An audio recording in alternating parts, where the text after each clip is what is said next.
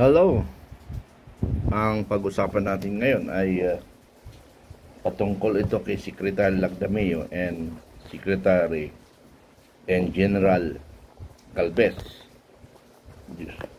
General Galvez ay nakasama ko yan sa 2nd Division sa G3, ano.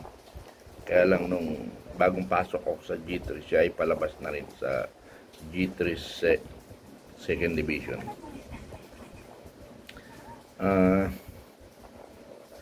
Si Secretary Lagdameo, hindi ko alam kung may kasalanan sa akin to eh. Si Secretary Lagdameo, ito yung tawag na sa Special Action, Special Assistant for the President, parang ganun eh, SAP. Ito yung inaasahan namin na magagampanan yung pangako na yung kayamanan ng Marcos pamimigay sa taong bayan. Yun pala ay gagamitin lang pala ang NGO sa kanilang sariling kapakanan. So ako mismo, nakaramdam ako na mismo ang tumiwalag. Tumiwalag ako in the sense na hindi na mangyayari yung mga napag-usapan, because during the coming period maganda yung pakikipag-istima sa amin, pero bandang huli ay okay pa rin, pero ako mismo ang kumalas na, kasi nga sabi ko nga nakatulong ako sa kampanya nung eleksyon, pero napansin ko parang pamulitika na ang kanilang papasukin. Naramdaman nga ako nga yung para bang aagawin ng Duterte ang Administrasyon Marcos. Pinalakas ko ang BOD, ang Vanguard of Democracy. Mabuti na lang hindi ako nagamit ng mga Marcos, dahil nakaramdam ako na panggagamit lang ang gagawin nila. So bago nyan, pakinggan natin muna itong sinasabi ng aking idol na nakasama ko sa Mindoro. Inupakan ng mga nagprotesta sina Special Assistant to the President Anton Lagdameo at UPAPRO Secretary Carlito Galvez Jr. matapos batuhin ng kamatis, itlog at tsinelas ng mga miyembro ng civil society organization sa Cotabato City ngayong araw, August 14, 2025. Ang insidente ay naganap kasabay ng isinagawang CSO mass action urging the government of the Philippines to honor and implement peace agreements with Moro Branch na ginanap sa City Plaza ng Cotabato City.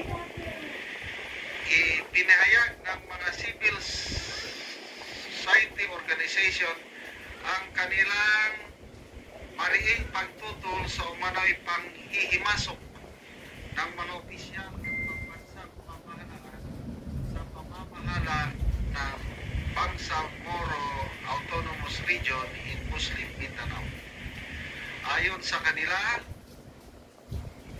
ang nasabing presensya ay naglalagay sa alanganin okasyon ng aking kaarawan, 80% discount to only 399 pesos. Naglalagay sa alanganin ang autonomiya ng region at ng kapayapaang matagal nang ipinaglaban via One TV Philippines. Okay, so ito, ipakita ko yung pambabato. Kailan hindi yung real person ang binabato, anang istandi binabato.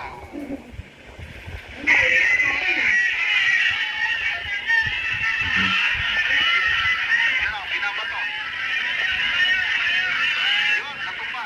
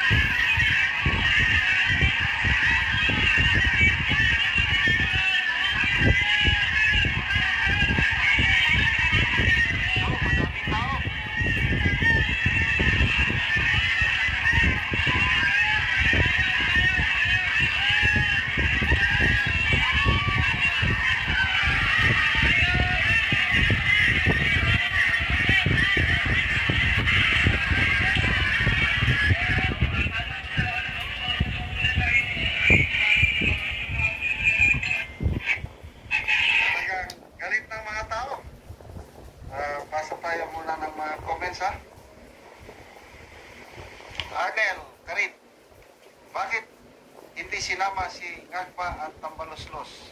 Sino organizer nito? Noah, wag. Isali nyo na rin si Bongbong Marcos. Yeva Petrajas. Deserve. Deserve. Okay, konting background. Bakit nagpro-protesta yung mga kapatiran Muslim ito sa via farm? Nagkaroon na ng peace agreement between the government of the Philippines at sa Camorra Islamic Liberation Front. Ang kasunduan, yung mga MILF combatants, yung mga dating umap na armas nag-rebelde, dapat ma-transition sila from combatant to civilian life. Kailangan napagkasundo na mayroong economic package to transform them. Kasi dati, armas lang ang hawak, nakikipaglaban. Kailangan, babalik sila sa civilian life na maging productive. Kung farmer sila, o fisherman sila, tutulungan sila ng gobyernong economic package. Up to now, yung more than 26,000 MILF fighters, sabi ng MILF, not a single one has been transitioned or transformed into a productive civilian life. Hindi sinunod ng gobyerno ng Pilipinas ang kasunduan na magbigay ng economic package. Ang ibinigay lang, bawat isa, tawag doon yung financial assistance lang, kanang panandalian lang na 100,000 bawat isa nung natapos yung isang krimen. Yun lang. After that, wala na. So ito ang nirereklamo ng mga kapatiran nating MILF na mayroong remaining 14,000 MILF fighters na hindi pa na decommission. Ibig sabihin na decommission yung wala na silang armas. So itong 14,000, nandyan pa ang armas nila. Kasi ayaw magpa-decommission kung hindi sundin ng gobyerno ng Pilipinas yung kasunduan na bigyan sila ng economic package. Kaya nga, galit sila ngayon dito kay Umpapro o Peace Advisor General Secretary Calves at sa kay Anton Lagdameo na Special Assistant to the President. Ang ano pa nila is nakikisaw-saw ang Malacanang sa pamamahala ng BRFF. Kaya nga yung dating ang tawag doon, Chief Minister ng BARM, natanggal. Si MILF Chairman Ibrahim Murat, tinanggal nila, pinalitan ng ibang tao na inilagay ng Malacanang. Yun sinasabi nila na pakikialam ng Malacanang. Sana ito ma-resolve kasi mayroon na tayong kapayapaan sa Mindanao pagdating dito sa usaping MILF. Kung babalik na naman sila na mag-rebelde, back to zero. Na panahon ni PRRD, naayos na yan. It's just a matter of honoring yung kasunduan na hindi naman nasunod ngayon. So, sana hindi ito ng kaguluhan, resulta ng kaguluhan. Patuloy sa pagbibigay opinion dahil yung opinion dyan opinion niya yun. So, yung opinion ko na rin naman. Totoo yung sinasabi na pakikialam. Una, yung sistema ng BARM, pinakailaman, pag-appoint ng hindi naman talagang pinuno ng MILF ang ipinalit. Kaya nga tumahimik ang Mindanao because yung namumuno sa MILF ipinwisto. Kaya nga nag-alma nga yung MNLF Pero dahil nga sa para makita na magiging tahimik ng Mindanao, yun yung ginawa. Pero ang problema, hindi naman tinupad ng Pangulong Marcos. Okay, hindi lang kasi yun. During the election pa rin, isa pa rin yan na nangingialam si Lagdameo and Galvez na nakasama ko dati sa 2nd Division sa Tanay Rizal. Na sobrang pakikialam niya, ayun, nagagalit ang aking mga kababayan sa Cotabato. Pag sinabi kasing Cotabato, sa ngayon, ang matawag na lang na Cotabato, Cotabato City. Because the Cotabato alone ay nahati na yan sa 5. North Cotabato, South Cotabato, Sultan Kudarat, and Maguindanao, which is dyan ako nakasakop sa Maguindanao. Yung Maguindanao nahati na naman sa 2. So 6 na pala. 6 na province, yung Cotabato. North Maguindanao at saka South Maguindanao. Doon ako nakaparty sa North Maguindanao. Now, another one, yung probinsya ni Pacquiao, which is yung sa Jensen, Sarangani. So, nahati na yan sa 6 ang Cotabato na province. 6 na province. Nung umalis ako niyan, parang 2 pa lang South and North pa lang, 1974. 1974, 2 lang yan, North and South, ang bayang Cotabato nung umalis ako sa Mindanao, sa aking bayan, na naging Maguindanao ngayon. So, sa ngayon, mga kaibigan, tama yun. Bakit sila pinagbabato? Because, sa totoo lang, election yun. Hindi nanalo ang kandidato ng mga oposisyon. Ang nakaupo, yung mga tauhan nung inupo na gobernador o ano yung tinawag ni General Macanas kanina, inamumuno sa BARM, lahat ng tao niya. Hindi naman hindi naman naghirap sa kabundukan yun . So yun ang pinili, kaya galit na galit ang mga tao sa kanila. O first time lang nangyari na nasa administration, pinagbabato sila ng mga kababayan ko. Hindi lang yun lahat Muslim, correct ko lang yung sinabi ni Sir na mga Muslim, hindi. Ang tao kasi sa Cotabato, ang pinakamaraming tao dyan sa Cotabato, kung hindi Ilocano, Ilonggo. 2 lang yan, tribo na malakas dyan na naghahari sa party ng Cotabato. Ilonggo or Ilocano. Bakit dumami ang Ilonggo, Ilocano dyan? Because mahilig sila sa farming. Kasi sa panahon ni Marcos Sr., ang lahat ng mga farmers pinapunta nila sa Cotabato kasi maraming lupang nakatiwangwang sa Cotabato na walang nagsasaka.